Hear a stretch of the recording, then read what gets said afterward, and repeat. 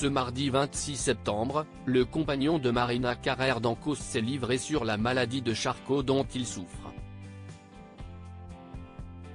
Il révèle la limite qu'il s'est fixée et ce qui le poussera donc à mettre fin à sa vie.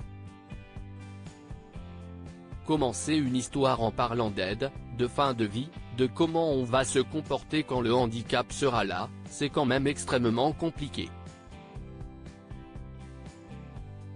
C'est ce qu'avouait Marina Carrère d'Ancos au micro de France Inter le 5 septembre dernier. Pourtant, quand l'amour a frappé à sa porte, elle n'a pas attendu bien longtemps avant d'y succomber.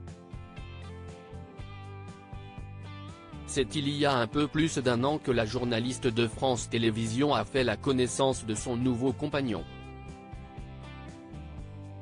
Divorcée depuis 2020 du père de ses 3 enfants, Marina Carrère d'Ancos profitait de cette vie de célibataire qu'elle découvrait. Et puis, Antoine a débarqué. Médecin généraliste, il venait tout juste d'apprendre qu'il était atteint de la maladie de Charcot. Il voulait alors faire un documentaire afin de permettre une évolution de la loi sur la fin de vie. Par conséquent, Marina Carrère d'Ancos devait le suivre jusqu'à sa mort.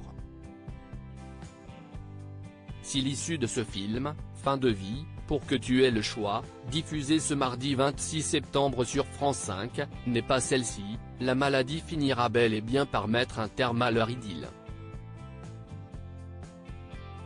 Étrange histoire d'amour qui commence avec cette fin en vue, résume Marina Carrère d'Ancos.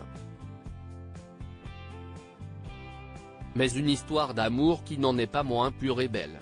Ça la rend sûrement beaucoup plus intense, beaucoup plus essentielle parce qu'on n'a pas de temps à perdre, analysait l'intéressé face à Léa Salamé et Nicolas Demorand. La maladie de Charcot est en effet incurable. Et gagne sans cesse du terrain. Cette limite qu'Antoine s'est fixée il va selon les jours. Il est plus ou moins fatigué. Il a une vie assez monacale, puisqu'il est allongé la majorité de sa journée avec un masque sur le visage pour bien respirer. C'est une vie qui est quand même extrêmement difficile, confirmait-elle alors.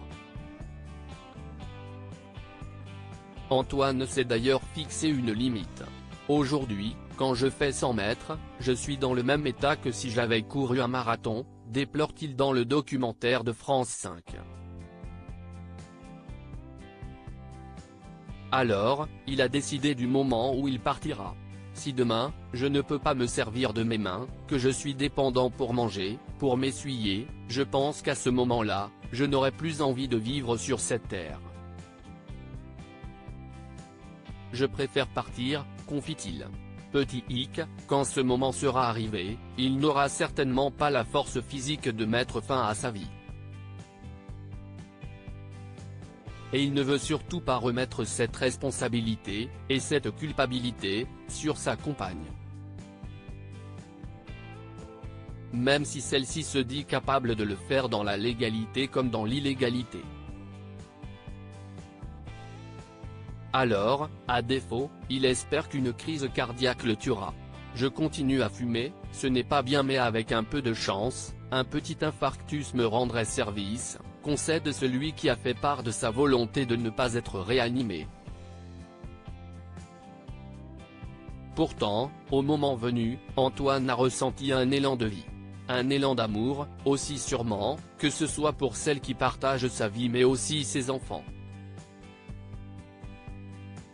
Antoine a finalement appelé les secours lui-même il y a 1 mois, l'été dernier, note de la rédaction, l'infarctus qu'il attendait tant est arrivé. Ce jour-là, il a finalement décidé de continuer et d'appeler les secours. Un peu de temps gagné mais un temps choisi qu'il veut toujours pouvoir abréger quand il le souhaitera, explique l'ancienne acolyte de Michel Simès à la fin du film. Et de détailler au micro de France Inter, il a réfléchi un petit peu quand même pour savoir ce qu'il faisait alors qu'il souffrait quand même le martyre. Et il a appelé les secours lui-même. Il s'est fait héliporter, il a été opéré dans les 2 heures qui ont suivi et il est sauvé de son infarctus. À mesure que la maladie prend de l'ampleur, Antoine a également fait évoluer la limite qu'il s'était initialement fixée. Un courage qui fait l'admiration de Marina Carrère d'Encausse.